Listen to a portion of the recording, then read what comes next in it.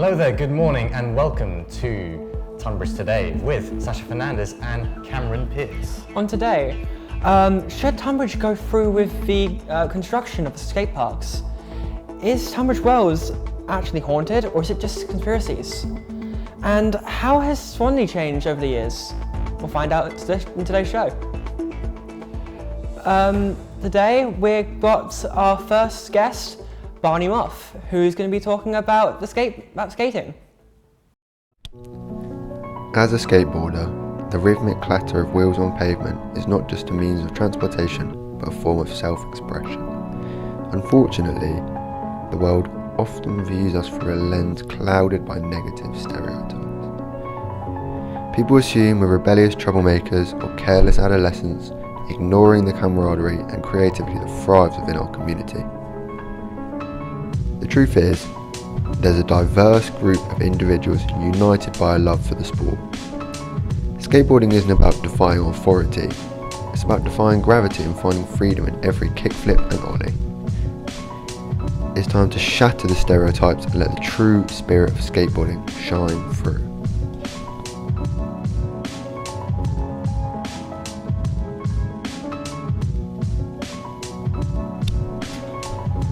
It's about feeling the rush of wind as you roll down the street, interpreting the urban landscape as your own canvas for tricks and manoeuvres. The board becomes an extension of yourself, responding to the subtle shifts in weight and balance. There's a unique thrill in mastering a new trick after countless attempts, a sense of accomplishment that goes beyond societal judgments. It's not just a sport, it's a lifestyle that fosters resilience. Every scratch on the deck tells a story, a testament to the journey of a skateboarder weaving through the concrete jungle with an unrivaled sense of freedom.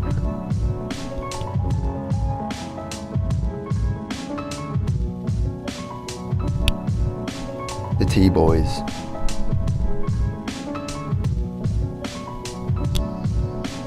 The T-Boys made a name for themselves in Tonbridge Wells for all the reasons you would expect. Created by Jude Harrison, the group gained exposure after their full-length film It's a Sony, which has gained thousands of views from all over the world.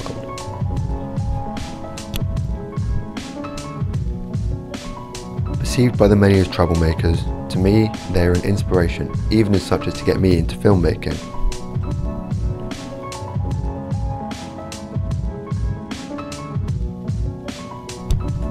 People from all over the southeast will travel to Tonbridge Wells to skate spots that have over time become a staple in the skate scene.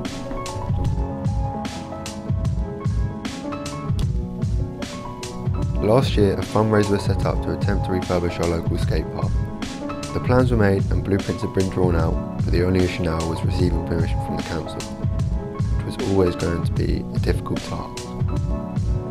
As of now, the fundraiser is sat at just over £3,000.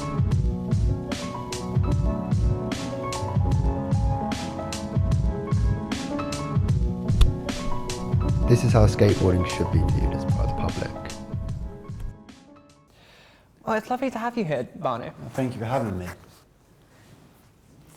I've got some questions for you. Yes. So, what inspired you to start skating, and how long have you been doing it? As I mentioned in my video, there was a group in Tunbridge Wells who I used to see out in the streets, and they were really a joy to watch. So what made you create the skateboarding film? So I wanted to address the issues of how we're perceived by the public, and I wanted to try and raise awareness on how it should be changed. That's true, that's fair. How do you feel about the stereotypes that surround the skateboarding community? I think they're unfair, and it's often perceived by the media, and it goes back many years to when times were different, but it's changed now. Is there a message that you wanted to convey to your audience while creating this film? Yes, I wanted to show that it's not what everyone thinks. We're not troublemakers. It's about getting outdoors, and it's often a good boost of confidence, and it helps build your resilience. Perfect. Thank you. Thank you so much for being here. That's okay. And now, on to our next segment. Have you ever felt like something has been off within the town of Tunbridge Wells? Well, perhaps your suspicions may not be all made up.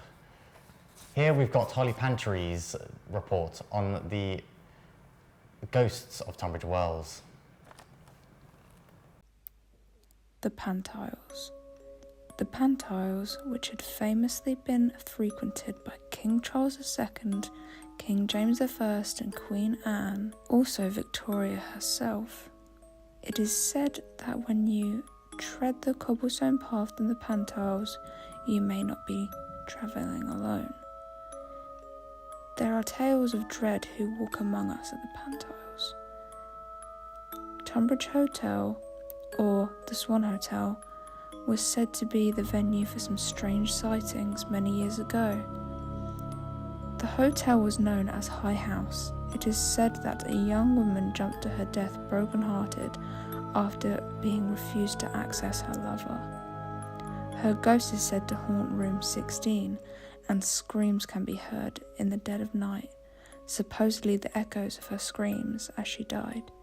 Guests have reported their sheets being thrown across the room in room 16.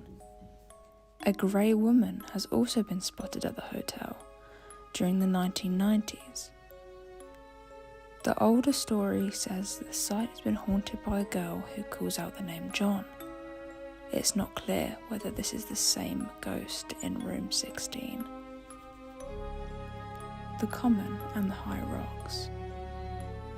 The Common Land is said to be haunted by a few ghosts, including a large drunken woman who shouts at people as they walk past, by a phantom female who has reportedly been calling out the name Daniel. The woman has never been seen, but is thought to be a lady who fell from the high rocks in the nearby Wellington Rocks. There is also said to be a horseman seen dressed in all black riding a black horse near the area. So, do you think there's any truth to these stories? Or do you think they're all fiction? Maybe next time you're walking in the dark down Tonbridge Wells, see if you hear anything, see if you see anything. You never know. What might be around the corner. Wow, that was spooky. Agreed. I wouldn't say I'm much of a believer in the supernatural, but that has made me start to question things a little bit. I agree. Anyway, moving on. Have you noticed any changes in your neighbourhood recently? Well, we have Jamie here, with how Swanley has changed in the past 10 years. Nice to see you, Jamie. Nice to see you. How are you doing? Doing all right. How are you guys?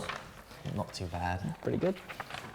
We've got a couple questions to ask you about your production, but first we'd like to show the audience what you have created for them.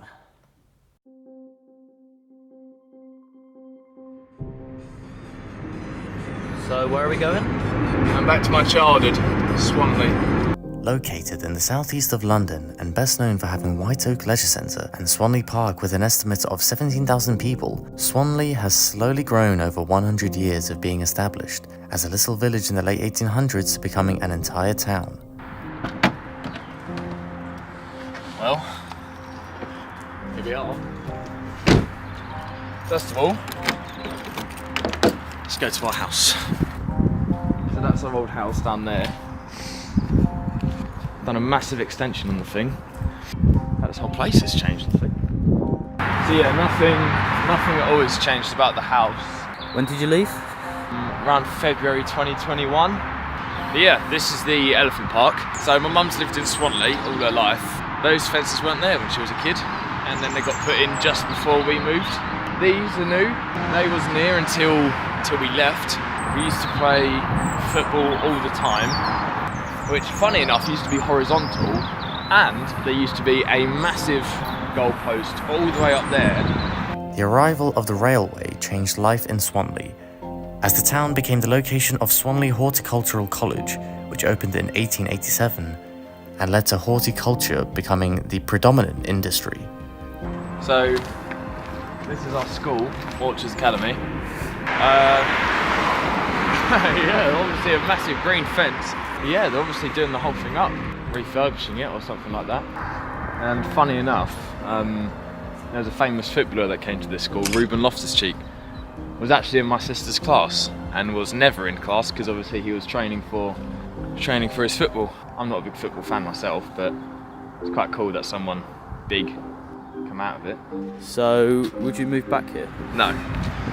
I'm quite glad I moved. We moved when we moved. And it's change.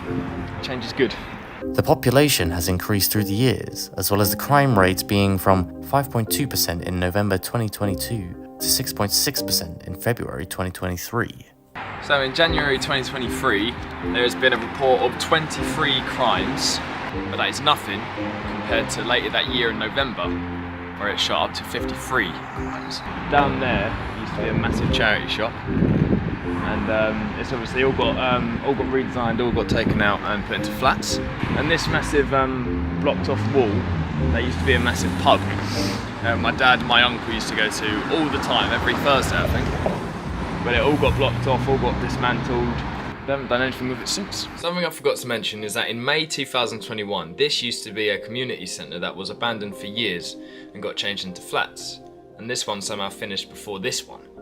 If you look at these pictures, it's crazy to think that in 8 years it just looks like a completely new town. It's all gone. Yeah, just this building here was the NatWest. And it's all been taken out. It's so strange to think that how it's changed so much. Like, not really in recent years, but since my nan was a kid, because she's lived here all her life, my mum. The road here used to go all the way up to there. So in conclusion, Swanley has got worse throughout the years, starting off with the houses here.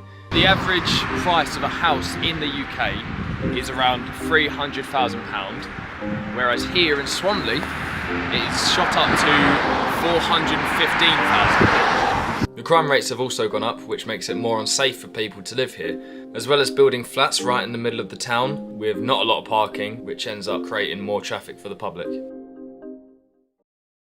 So, now with the questions on this interesting insight on Swanley. Firstly, how long have you lived in Swanley?